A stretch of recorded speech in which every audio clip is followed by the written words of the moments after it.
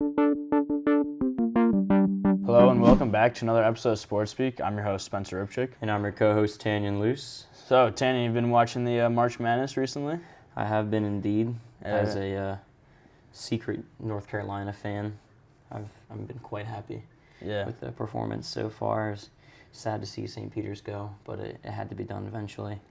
I didn't think there was a real shot of a 15 seed making the Final Four. So are you going to be rooting for the Tar Heels? I most definitely will. I am all for Coach K's demise. Yeah, I would kind of like to see Coach K win it all, but I hope Kansas wins so I can make a bit of money. Cash in, always got to But just like last week, this week, we also have a guest on. But first, as always, we're going to start these things off with our favorite news of the week.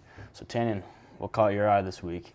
I'm going to figure out a way to sneak some wrestling back into our podcast here, and I'm going to talk about a little bit of Penn State got a little bit of a surprise commit, I guess. You can call it a surprise, you can not call it one, but it was a freshman, actually, in high school committing to Cael Sanderson's program, fresh off their national title win. So it was Dalton Perry, who is from Central Mountain High School in Pennsylvania. He's coming off a state title as a freshman, which is obviously pretty impressive there. I mean, it's been done a couple times in PA. I mean, there's obviously some just phenomenal wrestlers to come out of the state, but he won the 126-pound AAA state title a couple weeks ago, and now he committed to Penn State, but he's coming off a 41-2 season, so obviously pretty spectacular stuff there for a freshman in high school, but I mean, he's obviously going to be a huge addition to the program. You'd assume that he stays committed, but you never know when people commit that young in high school, but I mean, it's hard to say no to Cael Sanderson. Yeah, if he wants to go to the best, I think Penn State is definitely a spot.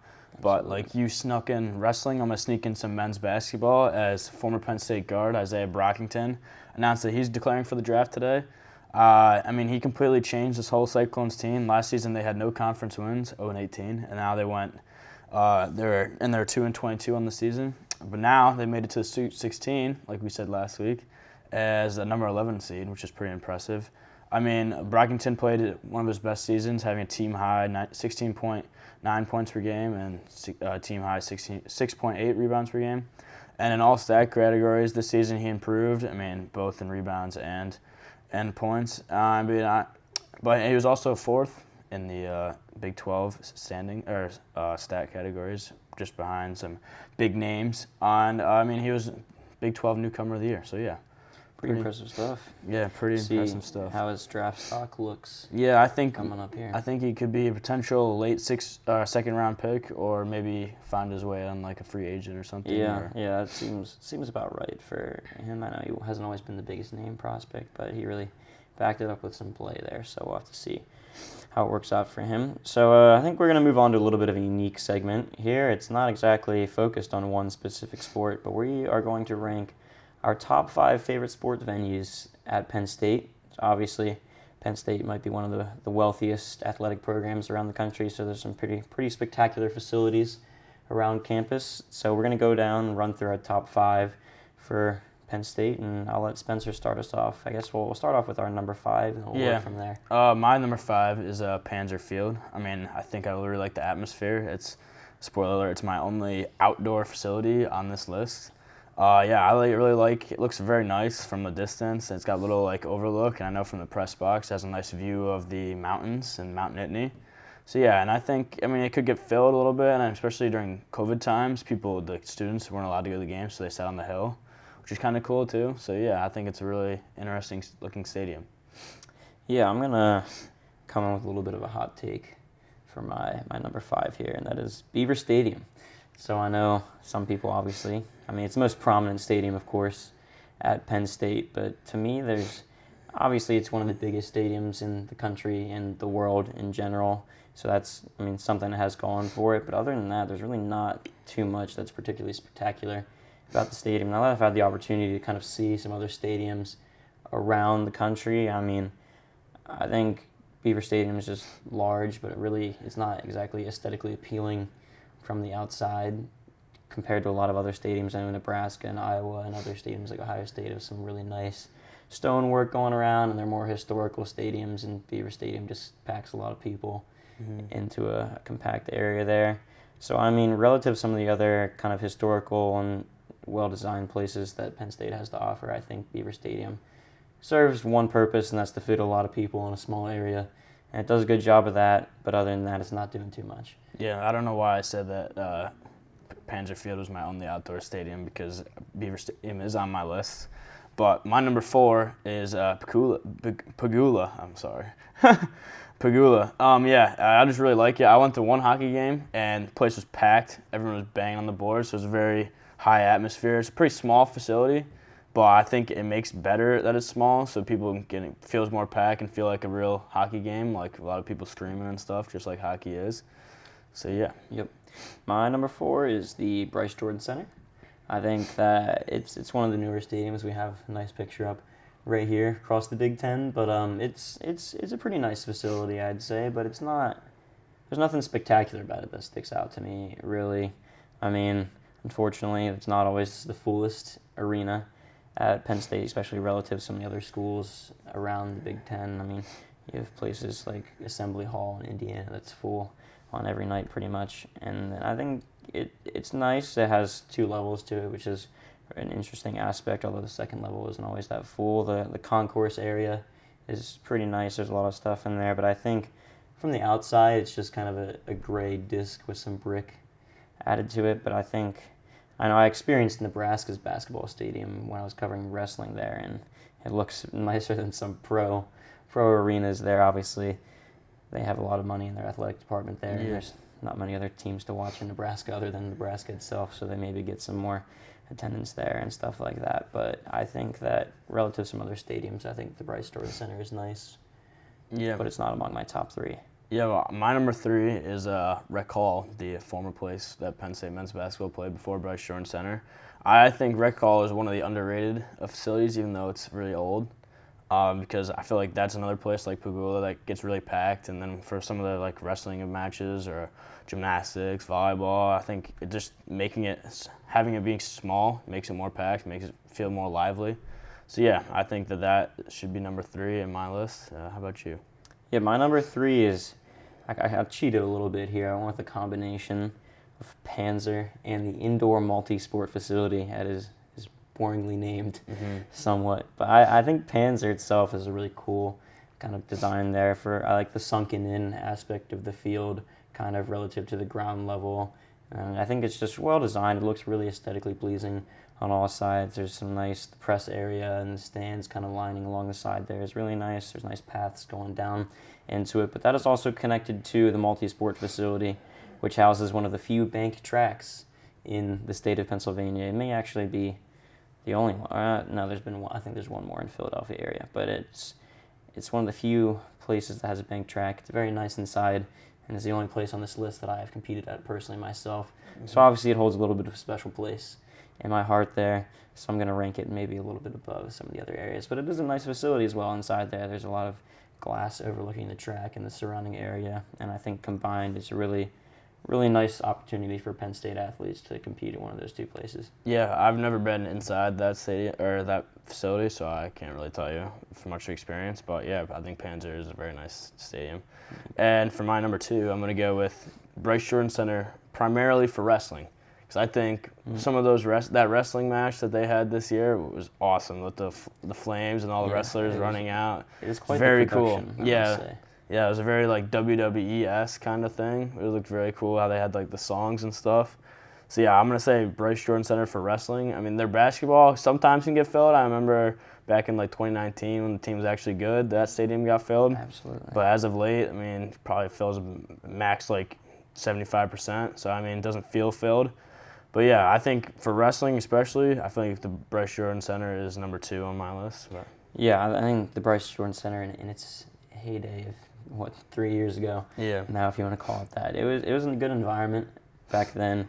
I'm always just astounded how loud the speakers can get in there. They must have thrown a lot of money into those, and I think a lot of people experienced that at the Thon when their ears were ringing for several hours after the concerts there and stuff. But my number 2 is the one you've already said, but it's Pagula. I think it's arguably the nicest hockey arena in the entire country.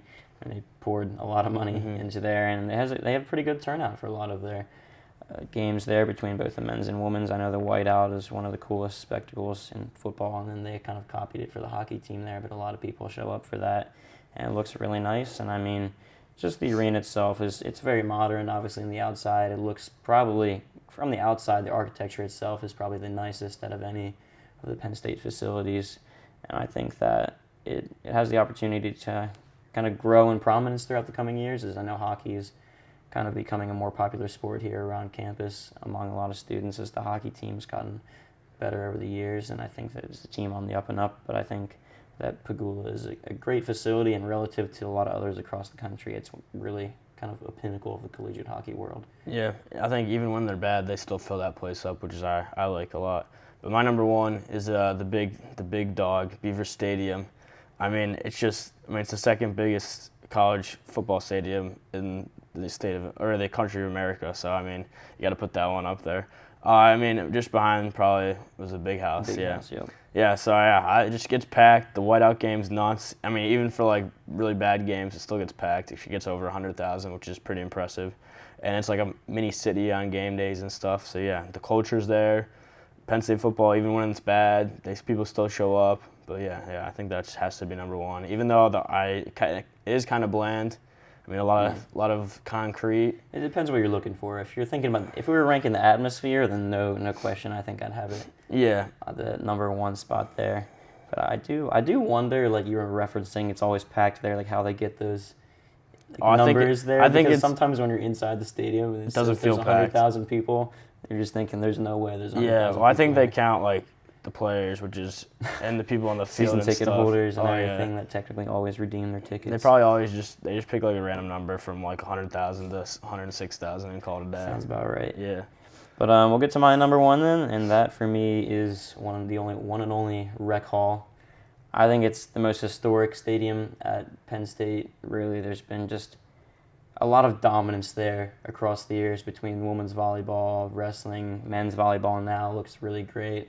Some of Penn State basketball's best years were in Rec Hall, really, and I think it's not the most pretty, but it's just the aura that I think around the stadium itself. I mean, it's nicely designed. I think from the outside, it's a cool thing. I like just really the up close aspect of the facility, and I think I like it. It has standing room at the top as well, but you're really on top of the action in there, and I think it's just kind of the historical aspect of the arena that intrigues me the most. I like to think I like history, and there's been just so much of it made inside those four walls there compared to every other facility at Penn State, and I think that's got to count for something. Yeah, it reminds me a little bit of Cameron Indoor Stadium down at Duke for their basketball games. Yeah, it's like they have the money certainly to build a much better stadium there if they want to at Duke, but it's just you can't really get rid of history, man. Yeah, exactly. Moving on to our second segment, we're going to talk some Penn State baseball for the first time ever on this podcast. Yeah, so to talk some baseball, we have on Collegian baseball reporter James Engel joining us. We're going to pick his brain a little bit on some questions that we have to start the season. It's nice to have you. Thank you for having me. No problem. So my first question is Penn State's defense has not been too greatest, and they've been letting up a lot of runs. So why have they been letting up a lot of runs, do you think? Their starting pitching rotation is very interesting. And their relieving strategy is just sort of place as many arms as you can in a row that are fresh and to keep pitch count down. And I just don't know if that strategy works 100% of the time. They've got some solid arms in, players like Molsky and Lunsman, but, the relieving pitching and especially closing, I mean, it's a frequent thing that they let up a lot of runs, in the 8th or the 9th when, either when they're already getting blown out or it's a close game and they, lose it in such a late game battle. I think that pitching is really what it comes down to with them. Yeah, I think I remember looking in one game, they used 8 pitchers in one game and stuff at some point. That just seems a little bit excessive. I know that's kind of the trend that baseball is going to. A lot of teams in the major leagues are using pretty big rotations, but I mean, that almost seems a little bit much there. That's what I mean. Last game on Sunday against Rutgers, they used 9 pitchers. That's the most they've used this season, but they've used 8 twice before. And I mean, if you're talking average, it's probably 5 pitchers a game. They'll have normal games where they'll use, 2, 3, 4 pitchers, like an MLB game. But, the average of their pitching is just sort of throw everybody in that you can. And yeah. Seems a little bit high. Yeah, it seems like some coaching decisions there have been questionable. I'd say So so. so you talk about Coach Rob Cooper. So we have kind of a controversial question here. Sure. Do you think Rob Cooper is on the hot seat? Do I think he's on the hot seat? I don't know. I don't know that Penn State has enough attention or interest in baseball for him to be on the hot seat. Yeah, makes sense. I think that he is a consistent coach, but consistent for Penn State baseball has given them a losing record for however many seasons. And whether, the new athletic director or whomever decides to change that, I don't know, but I genuinely don't think that Penn State baseball is the highest priority for most people up here. Do I think he should be on the hot seat? Maybe. I don't know. I think that they need to really work out the kinks in their pitching strategy. But I also think he's a very good recruiter, and he's grabbed a lot of guys from Pennsylvania, and outside of Pennsylvania even, and they're some of their best players. So he's got that going for him. But in game, when it comes down to winning, consistently, he needs some work, or somebody else needs to do it. Yeah. Yeah, I think speaking of some of those good players there, I mean, the big name around kind of Penn State baseball this season has been Matt Wood. Mm-hmm. I mean, why has he done so well this season? Do you think he is really the real deal for this team? Does he have a future, do you think? I mean, they've had some draft picks over the year, but no one has gone particularly high. Or who else on the team also has done well this season? Honest to God, I think Wood is a pretty fantastic player for them. I mean, his batting average has stayed above 350 for the entire season so far, and it's, they've played over 20 games at this point. So it's not, he's had time for that to settle into a normal batting average, and it just hasn't. He's consistently every game been an enormous producer of their runs and RBIs. And he's also pretty great defensively. As a catcher, it's a tough spot to be in, and he's, shown himself a pretty solid player behind the dish. But otherwise, I think, Jay Harry has been a big name. He was a leadoff man there for a while, and they've recently put him down into, I think, 6th in the batting order. But, this weekend he had a game with 2 home runs, same spot, and, his on-base percentage is pretty fantastic, and he can steal bases when he gets on. Yeah. And going back to Matt Wood, I'd imagine it gets pretty tough when they're throwing 8, 9 different pitchers in one game to have to handle that the whole time. So, yeah, I think we'll move on to kind of a little bit of conclusion here, and that's just the question is what does Penn State need to do to win games? Obviously, they haven't done a very good job of that this season. So what do you think is the missing element for this team? I think offensively, we have a good group of guys that can produce. And, if you look at the amount of runs that we score, even when we're in tough spots and being blown out occasionally, we're putting up a solid amount of runs, on the scoreboard. I just think it comes down to pitching. And they have arms to start, and they need arms to finish, I think. And if you can keep, guys in there and gain experience rather than just, they could throw a 1-2-3 inning, or they can get bombed out with 5 runs, and regardless they're coming out the next inning, I don't know if that incentivizes them to, produce in the way that you should. So I think that if we want to win more games and we want to have a solid season to finish this out, I think it really comes down to fixing that pitching strategy. Yeah, I think Penn State definitely has the offense to win games, but I think they just let up too many runs that the offense can't keep up sometimes. Right. Which, I think they just need to do better with the pitching. Do you think the pitching strategy is kind of going to pay off down the stretch a little bit? Do you think that's going to be like resting their arms a little bit by doing that? Or is that really just they're still getting enough reps in that it's not going to make much of a difference? I think that there's a point to be made there. If you can get all of your guys in, if you really want to do it that way, and you can get everybody in consistently game after game to get them an inning or two, maybe that gets them enough experience down the road to where that sort of like Tampa Bay strategy gets you somewhere. But now it doesn't seem like that's the case. He'll go a game where he'll throw 3 pitchers like a normal game. And unless you put some guys under pressure and sort of make them produce in a situation that's uncomfortable for them, I don't know that you gain that much experience to, learn for future games. Yeah. Gotcha. All right, I think that's all we have then. I appreciate you for joining us and helping us kind of fill in some gaps here in the baseball team. It's not our area of expertise exactly. Yeah, thanks. Thank you for having me. Yeah, problem. I appreciate it. All right, moving on to our final segment of the podcast here. We're going to talk about a sport we haven't really brought up yet in this podcast, and that is women's lacrosse. So Penn State, they have kind of an up and down year so far, and really they were good a couple years ago. They've had a couple years that were so-so, and I think now this is kind of really a little bit of a rebuilding year for them. I mean, they're still competitive, and they're ranked kind of like decently high in the RPI. I think they're 17th right now. But there's kind of a little bit of a difference there between the polls and the RPI. So sometimes it might be the numbers are lying to the RPI there, and the polls really have the best kind of grasp of how good this team actually is. So I know they're unranked in both the coaches and the inside lacrosse polls right now, but number 17 in the RPI. So we're going to ask each other the question here. Can this team finish above 500? They're 5-4 right now, 6 games left on the schedule. So obviously they're going to have to do at least 3 out of 6 or better. So Yeah, question I don't think so at all. I mean, if you just look at their schedule, like we talked about earlier, I mean, Northwestern is one of the best teams in the Big Ten. They have Rutgers, is a good team.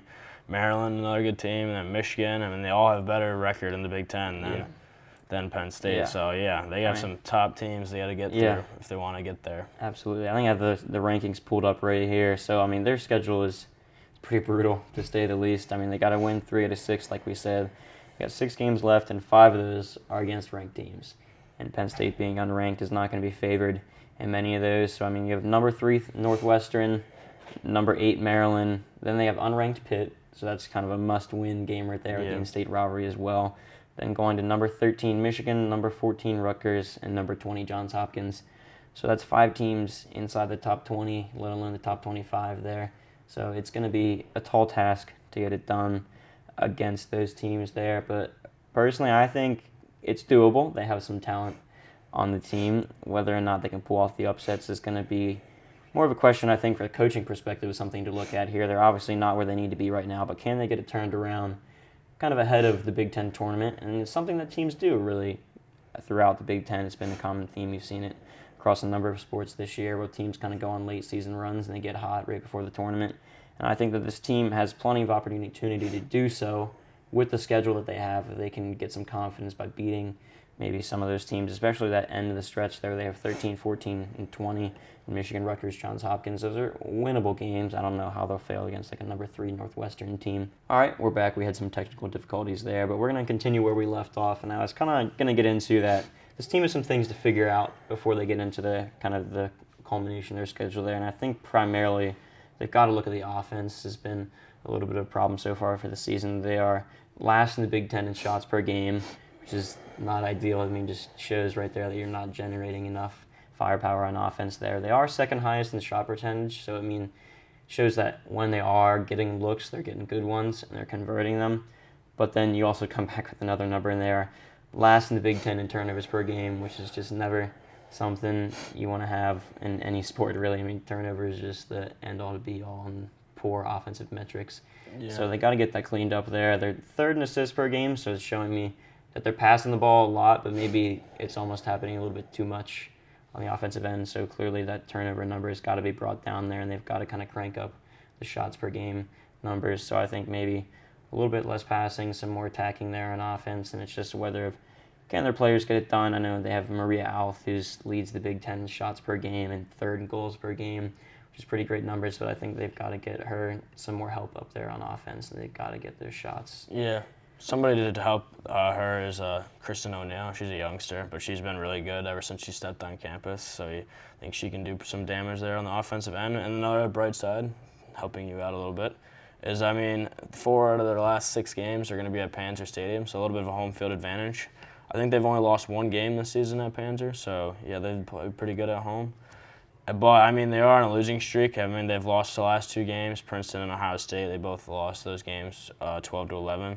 So, yeah, and I think this defense is not the greatest. Yeah. And so the offense is going to have to carry, which I don't know if they can, which like you said, they're not very great at offensive production. So, yeah, I don't know. It's not looking too hot for the rest of the season. Yeah, the defense has kind of been kind of a tale of 2 stories there. Their goaltending has been actually pretty good, honestly. I know Taylor Suppley leads the Big Ten in saves per game. So, that's also probably a product of giving up a lot of shots. But clearly she's holding their own in goal there.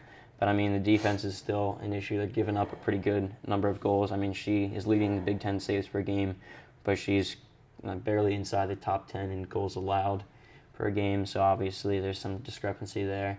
So, I think if the defense can kind of shore some things up, she's going to be there. Taylor's going to be there to back them up in goal and maybe give up a couple errors. But they've got to tighten things up on the defensive end. And that can also then go and help their offense. Maybe kind of work with some counters there on offense and just work more in a fast-paced, high counterattack offense versus it looks like right now they're passing the ball around kind of maybe a slow, methodical pace, and that's why they're not getting as many shots on offense. And obviously, that's something the coaching staff probably understands, and that's something they're just going to be working on, but it's just a matter of execution at this point in the season. I know they have some talent on the roster, but it's whether or not that talent can execute against other very talented teams within the Big Ten. I mean, it's a similar situation to field hockey where kind of the Big Ten's littering the top 25 really with talented teams there. So it's a tough road ahead. But, I mean, this team has the talent to do it, and it's just a matter of can they get it done at this point. Yeah, I mean, the least amount of goals they've let up, it looks like they've only let up 4. That's the least amount they've let up, and all the rest are either like double digits or a lot. So, yeah, they definitely have some areas to improve if they want to get above 500 heading into the Big Ten tournament. But, yeah, I mean, I think we're in some agreement there. It's going to be a tough road. Yeah. Ahead. Well, that's all we have for this episode of Sports Speak. We'll be back for another episode next week. If you like this podcast, please consider subscribing to the Collegian YouTube channel, and have a great rest of your week.